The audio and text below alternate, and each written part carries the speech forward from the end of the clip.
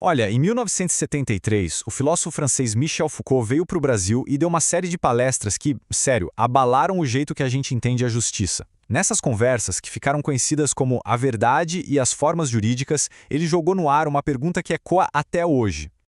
E a pergunta é essa: o que é verdade? Para a maioria das pessoas, a verdade é algo que se descobre, né? Algo que está lá, escondido, só esperando para ser encontrado. Mas o Foucault, nessas palestras, chega e meio que chuta o balde dessa ideia confortável. Ele nos desafia a pensar de um jeito completamente diferente. E aqui está a virada de chave.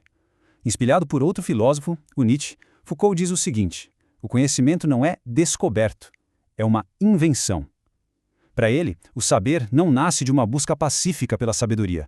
Ele é forjado no calor da batalha, no choque de interesses, nas relações de poder. Em outras palavras, a verdade não é encontrada, ela é produzida, fabricada. E essa tabela aqui ajuda a gente a entender bem essa distinção. A ideia tradicional de origem é aquela que busca uma verdade pura, atemporal, que o poder só serve para corromper. Já o Foucault, por outro lado, fala em invenção, e aí a coisa muda. A verdade passa a ter uma data de nascimento, surge num contexto histórico específico e, o ponto crucial, é o próprio poder que a cria. O poder não distorce a verdade, ele a produz. Essa é a grande sacada. Tá bom, mas como é que essa produção da verdade acontece na prática? Para entender isso, a gente vai seguir a mesma jornada que o Foucault traçou. Vamos analisar como os métodos para fabricar a verdade mudaram, desde os duelos medievais até os algoritmos que usamos hoje em dia. Nossa primeira parada, então, é nessa transição. A gente vai de um mundo onde a verdade era decidida pela força para um outro onde a palavra de uma testemunha podia, pasmem, derrubar um rei. Essa linha do tempo mostra bem a evolução. Primeiro, lá na Grécia Antiga, na Grécia Arcaica e também na Idade Média, a verdade era decidida no campo de batalha, num confronto direto. Mas ali na Grécia Clássica, algo totalmente novo começa a surgir. Esse sistema da prova, ou épreuve, não estava nem aí para a pergunta o que realmente aconteceu. A pergunta era outra: quem é o mais forte, quem é o mais ousado, quem tem o apoio dos deuses? A justiça era basicamente um duelo com regras, e não uma investigação dos fatos. E como isso funcionava? Bem, tinha as provas sociais. Não era sobre ter um álibi, mas sobre quantos parentes importantes juravam por alguém. Tinha as provas verbais. Se a pessoa errasse uma palavrinha no juramento, já era. Perdia o caso. E claro, as famosas ordalhas, andar sobre brasas ou ser jogado na água. A verdade era o que o corpo ou o status social diziam, não os fatos.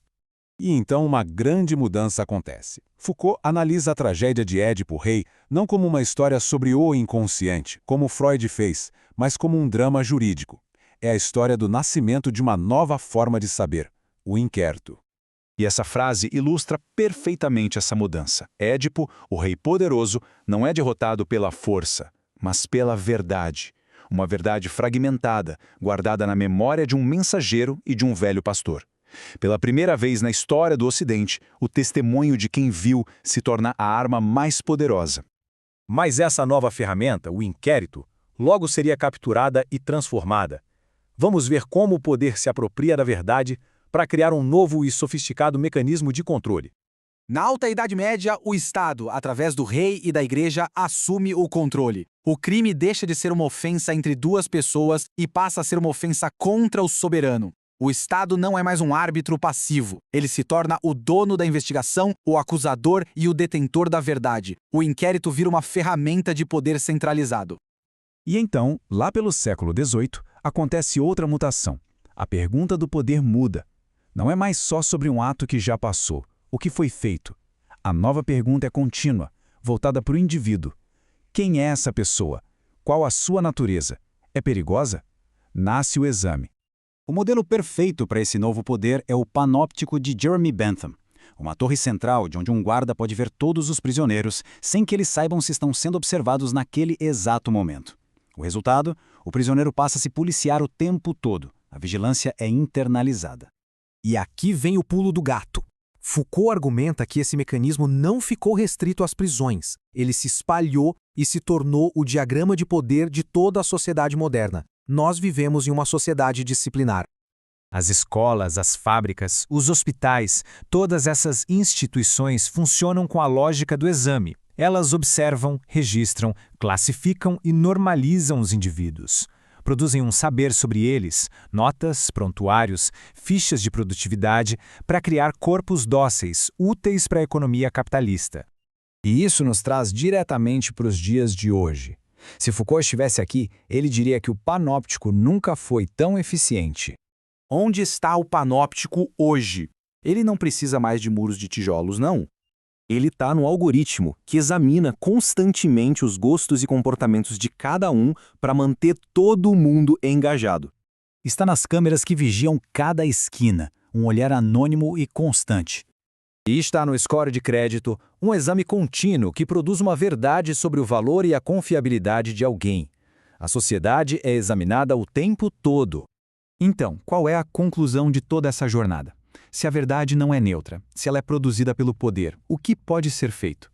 A lição de Foucault é que a verdade é um campo de batalha. Não existe uma verdade final e libertadora fora do poder. A verdadeira resistência está em entender como esses regimes de verdade são construídos, a quem eles servem e como definem os indivíduos. A genealogia de Foucault é uma ferramenta para essa luta. E fica uma última reflexão.